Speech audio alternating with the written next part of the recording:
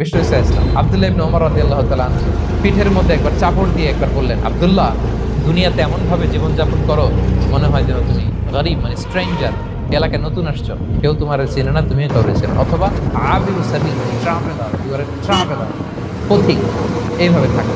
ধরো একটা জায়গায় গেছেন, কেউ আপনার চিনে না, জানে না, ওই জায়গায় আপনি বাড়িঘর করবেন, কারণ তো চিনেনই না, তা সেফ এলাকা তাও জানে না, টাকাও তো নিয়ে আসেন নাই বাড়িঘর, কিছু করবেন? যেই কাজের জন্য গেছেন কোন রকম কাজ সেরে চলে যাবেন, যেটা না করে, অথবা ট্রাভেল করতেছেন, এখান থেকে মক্কা যাবেন, ধরেন যে দুবাইতে ট্রানজিট 4 ঘন্টা, কয় ঘন্টা ট্রানজিট, যেহেতু 4 ঘন্টা পাইছি, একটা সোফা কিনি, একটা টেবিল কিনি, একটা এই কিনি সেই কিনি, আর এরকম কোনো পাগল করে? তাহলে এই 4 ঘন্টা ট্রানজিটে কি করে?